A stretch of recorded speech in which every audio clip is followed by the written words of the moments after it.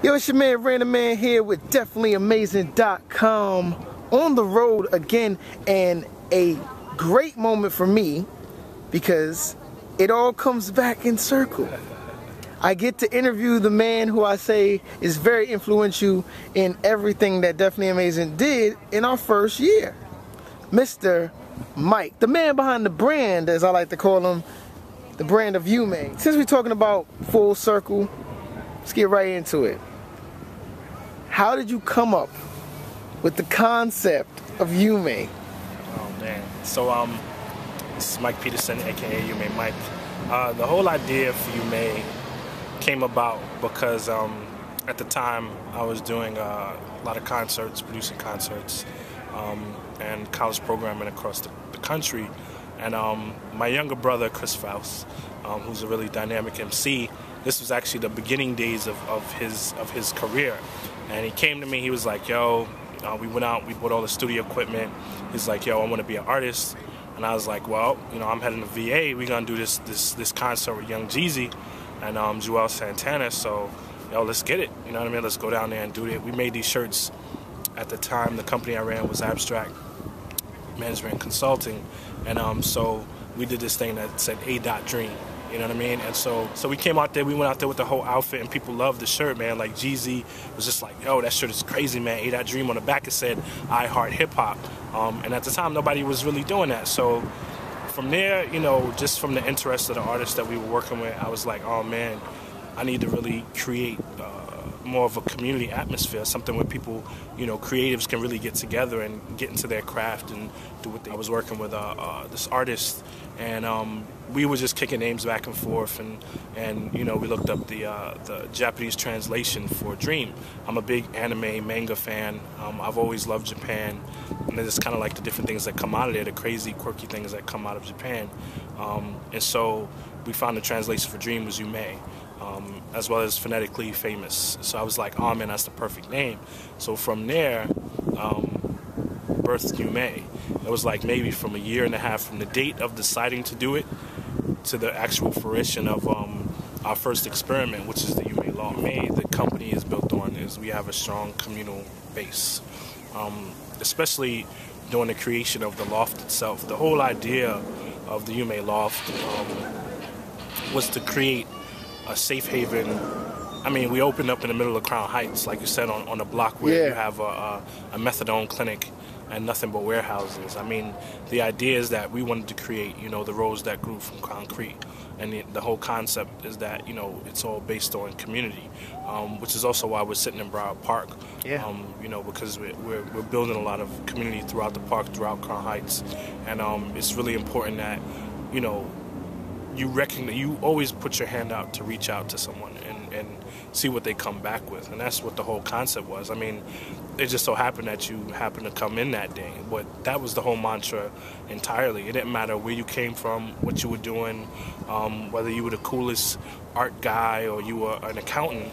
You know, you were a part of the community that we were looking to build at the Loft, which is just, you know, clear, progressive, forward-thinking minds that are really into it. The whole idea is that you have to work hard for your dreams, which is the reason why the Loft was located on the 4th floor of a loft building, and you had to go through 3 doors to get to the space. Because once you had put in the hard work, you were automatically going to reap all of the benefits that the space had to offer. But that's true in life. Once you put in the hard work, you're going to reap all the benefits of the hard work to attain your dreams. And that's what we really want to kind of relay with the space itself. And that's why it was kind of like this cornucopia of colors and art and music and all the things that you could possibly dream about that you wanted to indulge in at one time, we put into a 4th floor loft space in the middle of the crowd. How did you stumble upon all these great artists, fashion designers?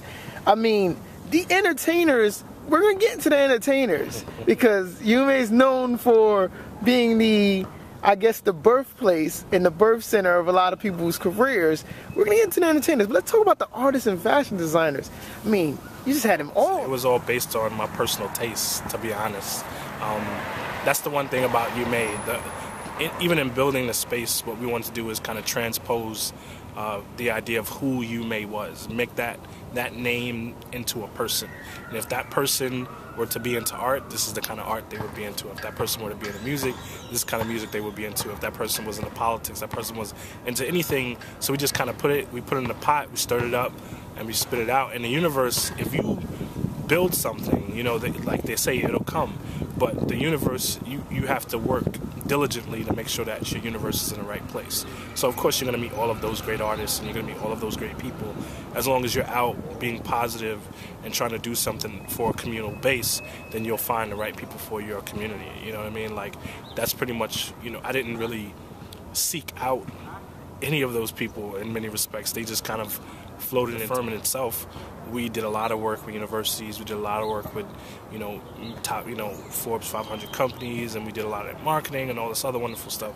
So we got to meet people that people weren't necessarily paying attention to, who we thought would be great commodities for campaigns or great commodities for, you know, activations or projects that were going on. So, you know, when you're doing that, you're going to meet dynamic people. And so, you know, or in your words, you're going to meet definitely amazing people. So that's pretty much how that came about. You don't have to name everybody, but who are some people that came through that you're most proud of, number one, and number two, that you're kind of like, wow, didn't see that coming?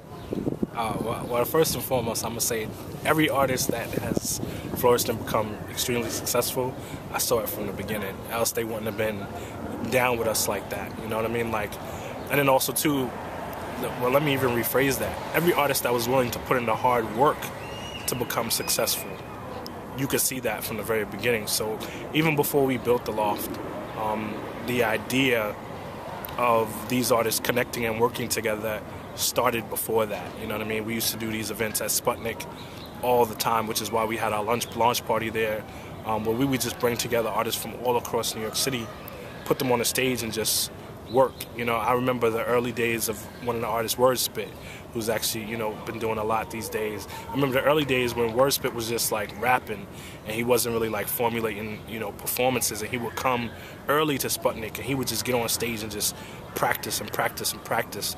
You know, we talk about Mellow X, who's a phenomenal dynamic producer who I've known about, you know, for years, and we've worked together for years. And I remember the very early stages of like him just like figuring out what he was doing with his DJing and producing, and we used to do this crazy party at another dude who was really dope, my man Rasan, who was just like a really, to me, an inspiration to a lot of the artists who are part of that.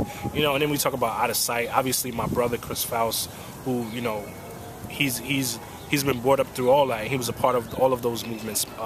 Mickey Fax, Jesse Boykins III, Peter Hadar, Fresh Daily, you know, I mean, the Theophilus London, the list is hefty. Very hefty. The J. Cole, like the list is, you know, the list is really, really hefty. But the idea, once again, is that it's all about community. If you take a group of artists and you put them in a room and you try to get them to work with each other consistently and make each other better, iron sharpens iron. So when you have so much talent in one space, you're going to continuously reap the benefits of creativity, of just having a creative space. And that, and, you know, and doing that prior to the Loft, the whole idea was to bring that mantra into the Loft. So of course, you know, we're doing stuff with Heavy, you know, we got Bilal in the building, you know, it's just so many different people came through the Loft strictly off of the environment of community and the environment of artistic exchange. And that's what the whole concept was. That's what the whole idea was. So, you know, I mean, we're very lucky. I mean, we've played, you know, and also too, you become family, you know what I mean? I remember, you know, me, my brother, Out of Sight, and Styler, like going to London together. You know what I mean? I remember this. I remember like doing those first London shows. I remember my brother and Out of Sight like headlining a London show that I put together way before, you know, Out of Sight is doing X Factor. Yeah, way before, and you know, way before. Very cool. Chris is like putting out these super dynamic mixtapes and albums that he's creating and doing all the things that he's doing. So the idea was that I wanted to create a family, you know what I mean? Like just a group of individuals that work with each other regardless of what's going on, and kind of like equivalent to what happened with like the Soul Aquarians or you know, that whole raucous movement. It was, the whole idea is like you put them in a room, you make them work, and see what comes out. And it's not a job, it's just what you love to do, right? So it's like, I love to make music, we're gonna make music. I love to make art, we're gonna make art. I love designing, we're gonna design. Thank you for this interview. This has mean a lot to me. Dope.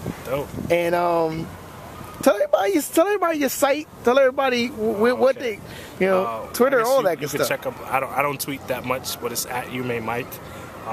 The site is the YUMEgroup.com. We just launched a new project, YUMEmusiconline.com. You can check out the festival, YUMEfest.com, theyumefest.com. And I mean, you see us around. We're very shadowy. As a company, we love that aspect of it. So, you don't always have to see us in the videos and the magazines. But we're moving. We're making moves. Globally, and we're really about bridging gaps in communities around the world. So definitely. This right here is the definition of definitely amazing right here. Thank you again. And this is Random Man signing off. I know you didn't see me on camera. It's okay. I'm still here. It's your man Random Man, definitelyamazing.com. Mike from YUME, the man behind the brand. And we're out. Flower Park.